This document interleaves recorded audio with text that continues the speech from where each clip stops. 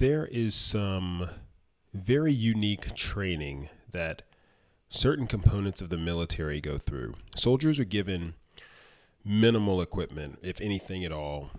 They're not told where they're going, yet they're transported to a destination with little notice, dropped off, and then they're told to get to a specific location by a specific date and time.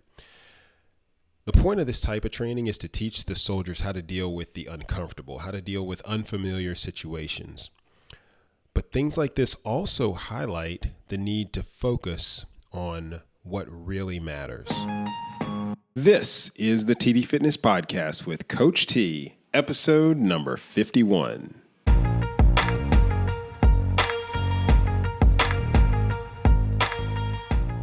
Welcome to the TD Fitness Podcast, giving you healthy living insights for your physical, mental, social, and spiritual well-being.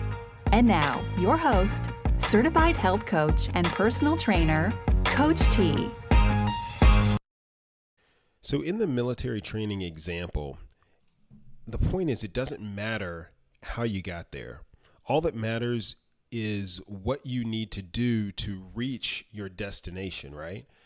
And there's a process to reach that destination. It's usually broken down into some variant of the following steps. First, you do some kind of quick survey of the situation, or you observe what's going on around you. Then you orient yourself to the situation you're given. And then you decide on a course of action, and then finally you carry out that action. And I'll say that this pattern of observing your surroundings and getting your bearings and determining which way to go and then acting, that's not new. There are a lot of different variants depending on the discipline that you choose. But it's important to note that the more important it becomes to move forward in an endeavor or to make progress towards a goal or to accomplish a mission, as those things become more and more important, what becomes less important is spending time trying to figure out how you got there. Let's think about fitness for a moment. And specifically, I want you to focus on context. So for example, if I tell you that Natalie, for example, walked a mile this past weekend, that likely doesn't mean much to you. I mean, who's Natalie after all, right? Well, if you know that Natalie has struggled with being overweight and obese since her early 20s, and that she's battled with self-doubt and she suffers from pain associated with just from walking, and that it's been a goal of hers for the past year to go a mile on her feet, then the fact that she walked a mile this past weekend means more to you, and you probably feel very happy for you. Similarly, if I told you that Daniela walked a mile this past weekend, again, you may wonder, who's Daniela? Well, if I tell you that Daniela is my 2-year-old daughter, then that puts things into context, right? That's quite an accomplishment for a 2-year-old. But if I say that Daniela walked a mile this past weekend, and I'm talking about Daniela Ryf, the 3-time Ironman champion and world record holder, her walking a mile doesn't mean much to you at all. Of course she can walk a mile, right? She can run a marathon at record pace after swimming 2.5 miles and biking for 112. So context is key. But it's only important for the here and the now. Daniela Ryf may have struggled with the same things that Natalie struggled with, but the fact that she's an elite athlete right now, that frames our expectation of what she can do going forward. And it's somewhat easy to understand this concept, but it's more difficult to apply in our own situation at times. Instead of focusing on our own health and fitness status right now, we tend to spend time thinking about how we looked 5 years ago, or how we looked last year, or last week, or yesterday, but none of that really matters. Your current state does matter, but only in the sense that you have to start from somewhere. What really matters is what you're going to do right now to move forward. Where you were does not matter. Where you are now is only important in the sense that you have to start from somewhere, because you have to orient yourself. This was the topic of episode number 2, assessing your diet like a pro, and episode number 3, where we talked about how healthy are you. So yes, get a good idea of where you are, worry less about how you got there, and focus more on where you're going.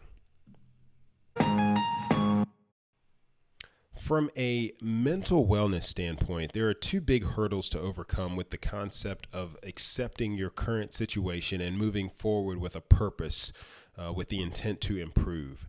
The first hurdle is that we don't easily forget. After all, the future is unknown, and sometimes it's daunting to try to anticipate what's going to happen. Or there may be anxiety associated with what might happen. The past, on the other hand, is known. We may not be happy with the past, but at least it's a constant that will not change. Therefore, we tend to think a lot about the past and at the same time feel anxious about the future, uncertain about the future. The second hurdle with accepting your current situation and moving forward with a purpose is that we feel like we have to compare.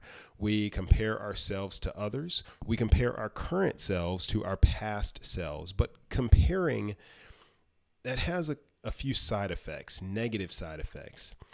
It tends to put the focus on things that we cannot control. We can't control what we're comparing ourselves to, whether it's that other person or how we looked 5 years ago. That's all someone else's issue, or that's in our past. We have no control over that.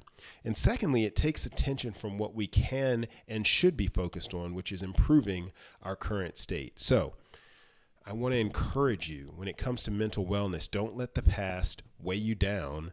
Let it go. That's probably the biggest mental impediment in moving forward, that we can't control our past. We can only focus on our future. So where you are right now is important, but it's not as important as where you're going. Oftentimes, this topic of moving forward and forgetting the past is associated with relationships and those close to you. And what I mean by that is sometimes there may be someone that you were close to, but now you no longer communicate with, for example, maybe because you had a disagreement. The unfortunate reality is that this is common. It's happened to me. I've been the cause of it. I've played stubborn for too long in the past. And the truth is that when it comes to friendships, when it comes to relationships, and when it comes to family, there are certain expectations that we all have, whether we verbalize them or not, or whether we consciously think about them or not. They are there. And when something happens that goes against what we expected or what we think we deserve in a friendship or in a relationship or from a family member, it can absolutely rub us the wrong way. When this happens, it's important, though. It's important to forgive. Forgive until it's uncomfortable. Do it constantly and forgive consistently, because resentment and unforgiveness, it'll eat at you. It's been said that unforgiveness is like drinking a cup of poison, hoping that it affects the other person. And the truth of the matter is that the only person it negatively affects is you. Remember, forgiveness does not excuse the other person's behavior. It prevents that behavior from destroying your heart. And it's interesting that this theme of forgiveness and letting go of the past dovetails right into our next point of forgetting the past and moving forward from a spiritual aspect. I can't help but feel encouraged when I think about the fact that my belief in God means that I've been accepted by Him just the way that I am, imperfections and all. I'm forgiven for everything because I've chosen to accept Him and ask for His forgiveness. God doesn't dwell on the past, right? He gives us the gift of forgiveness. In Paul's letter to the Ephesians, he encourages us to be kind to one another, tenderhearted, forgiving one another, just as God, through Christ, has forgiven you. So, as we wrap up this episode, I want to encourage you to, number one, understand where you are from a physical fitness and nutrition standpoint, but focus less on how you got there and focus more on improving. Secondly, don't let comparison and negative thoughts from the past affect your mental wellness. And also take time right now to forgive someone who's wronged you. Don't wait. And finally, remember that God loves you and accepts you just the way you are, no matter what. All right, guys, before I sign off, I want to let you know that I am opening the question line back up. So you can call in and leave a question on the line. I'll send or I'll select a few maybe to answer in the next episode. It can be related to the topic of this episode or anything else that's on your mind. I'm really looking forward to getting some feedback and some dialogue going. So to hit me on the question line, just dial 1-888-TD-FIT-01. That's 1-888-833-4801 and select option 3. That'll take you directly to the voicemail, and you can leave your message, leave your question, leave your name if you like. I'll give you a shout out.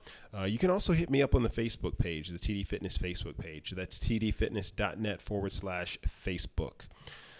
Also, just hit me up and let me know how you like the new format of applying these healthy living themes and principles to the fitness, the mental wellness, the social, and the spiritual aspects of your life. Again, this is something that I wanted to do to kind of broaden the healthy living arena that I present to you guys, broaden the topics in a sense. So I hope you like it, but I welcome your feedback and really look forward to it. As always, the show notes for this episode will be posted by the time you listen to this at tdfitness.net/051 for this episode. And stay tuned. You'll hear a little bit about my signature program, the Fit Life program. As always, guys, thanks so much for tuning in. I want you to have a blessed one. Coach T, out. Why did I create the Fit Life program?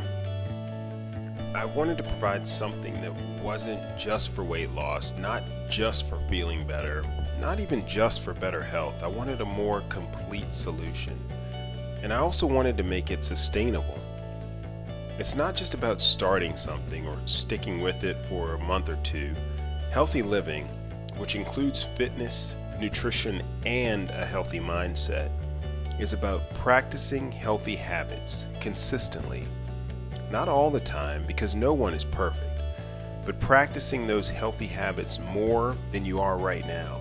That's how change begins, and that's how healthy living continues. Find out more at fitlifeprogram.com or tdfitness.net/fitlife.